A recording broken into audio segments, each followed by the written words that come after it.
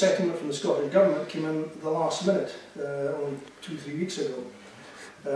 England and Wales had their settlement last year. Scotland was left till later, and that has left us in this position.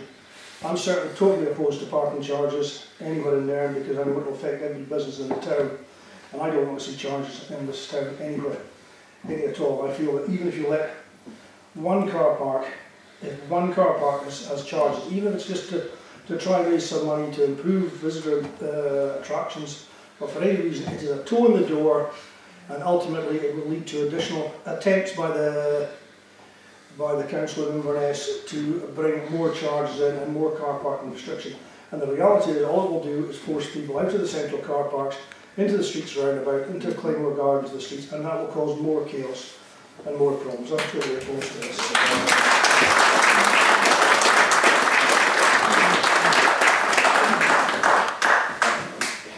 Thanks Paul, thanks Laurie, some really good points there. So I've got a couple. Bill, do you want to go first? What was the compromise that was being proposed? Compromise? It was the toilets, as centre toilet. Are there charges added to the toilets as opposed to parking? So I'll go Brian, then I'll go Sheena. We'll work our way around. Thanks, Michael. I mean, the point about compromise was what I was going to seize upon, because to echo what I said a little earlier, the last thing we want on the question of parking is a compromise, because any deal that involves the imposition of some parking charges in some places for some of the time, as Laurie has now acknowledged, is the thin end of a very dangerous wedge. So the important point to get across is it's not just enough for the councillors, like the rest of us, to say, we don't like this and we are opposed to it. What we have got to figure out is a solid, reliable, unbreakable way of stopping this. Michael Green, next to me, commented a little earlier that we have, or should have, common cause with Dingwall, with Ormness, and whoever else is next on the list. There's a more general point here. People have observed the damage it's going to do to rate-paying small businesses. People have observed the damage that's going to be done to visiting tourists and the tourism service industry that we all depend on. We all know that the Highland Council has got a budgetary problem, but they should not be attacking and penalising the very people who make this place viable and worth functioning. If they've got a problem of budget management, then they've got to sort that out without gouging the people who are struggling to make a living, the people who are trying to make this town work effectively, and the people who are trying to make things better. We're being penalised for the deficiencies of others, and it's not good enough to say, oh well, it's because the government was late in allocating its settlement. That's irrelevant. The point is they are aiming at the wrong targets. They should be saving money where they judge it appropriate. They should not be trying to extract money by highway robbery or parking zone robbery from towns like this. It puts us at a disadvantage compared to almost all the other comparable towns along the Murray Firth coast. Lossy doesn't have parking charges. Banff doesn't have parking charges. Bucky doesn't have parking charges. Dornoch doesn't have parking charges. We are being unreasonably, unfairly penalised in a way that is inappropriate, ill-judged and unjustified. And I would like to see this meeting come up, or at least I'd like to see some rather more concrete identification and strategy for ensuring that this simply does not fly.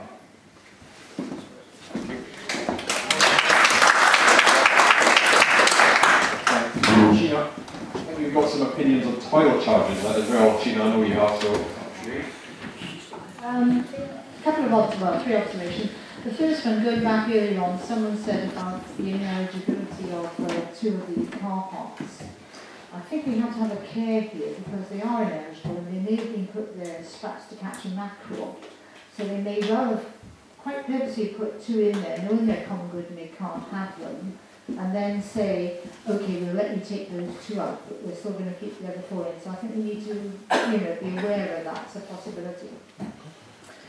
I feel very, very strongly about the toilets. Jeff and I travel around quite a lot in motorhomes. We go to many, many seaside towns and other towns inland.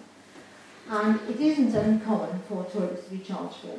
And if that's the compromise, if that's the barter that you have to make, surely that is better, because if the people are going to use the toilet, at least they're in the town.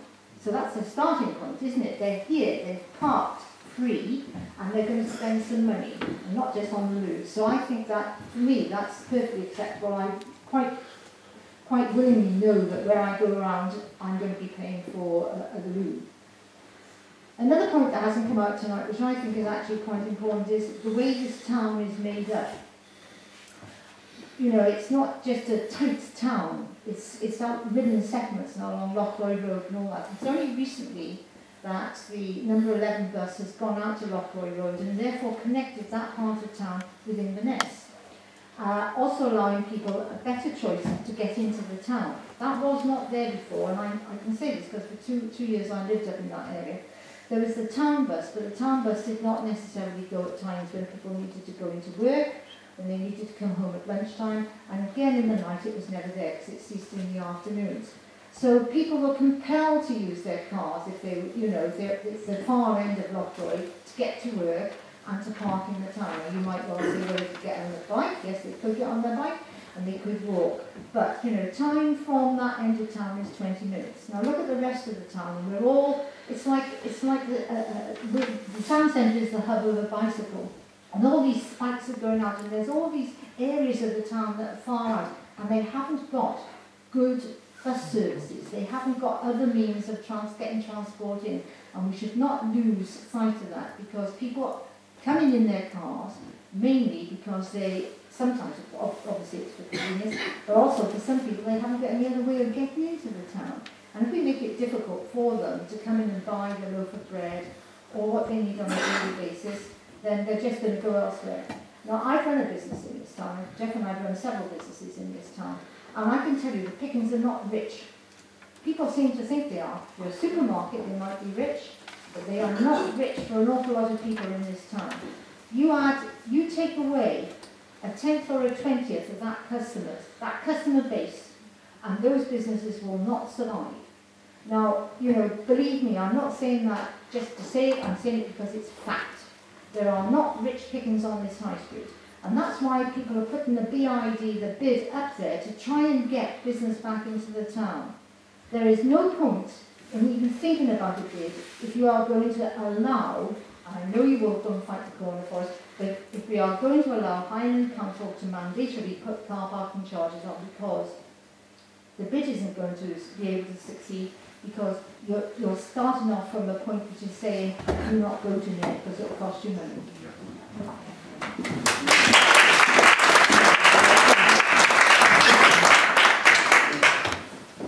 Yeah, it's been said that officials are making this decision. There was a car parking review board as part of the redesign process that kicked off in November. That extensively mentions about expenditure for car parks, and that process seems to be looking at the expenditure on car parks and how they get that money back. They've decided that would be, in my opinion, quite wrongly, to impose charges. But then will always be a consideration, because it has an expenditure in the region of £15,000. Yeah? So while we're against this, two things we have to look: what happened to the redesign process, because that's all carried out by councillors. Yeah? It's not carried out by officials. Yeah? That process was kicked off. I can't find online any decision that arises from those committees, right? And yet it's been introduced into the budget. So who introduced it into the budget? Was it councillors as part of the redesign process, or is it officials? Yeah, and yeah, at the moment, it's been going on for 18 years, it's councillors who are redesigning the operation of the council. And if you can't control the process that you start, and you don't stop it from going ahead without the due diligence in reporting to the communities, there's a separate document out there saying who your partners are, who you have to respond to, and you have to communicate with the public. And if that hasn't happened, it shouldn't be a consideration for this process.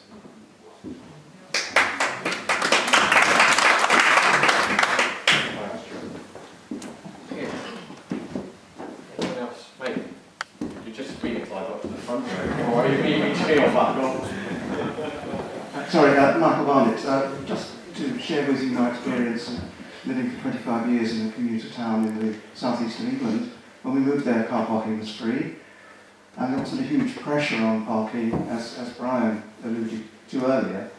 But over the period of time, the town grew, and parking charges were introduced, and you end up with a large area around the town centre that is just yellow lines on residential streets. And so human behaviour, what will happen is, if they introduce the car parking charges, you've got long-term parkers, you've got short-term parkers coming to shop in town, that they will go to the nearest residential street where there's no charge. Now, eventually, you'll end up with all those residential streets with at least one side chock-a-block full of cars, just like on Games Day, and it becomes dangerous. And then, a few years later, someone in the council or road authority will react and paint yellow lines, and then that will need policing, and it just goes on and on and on. So, bad idea. It will have a profound impact on the appearance of the town.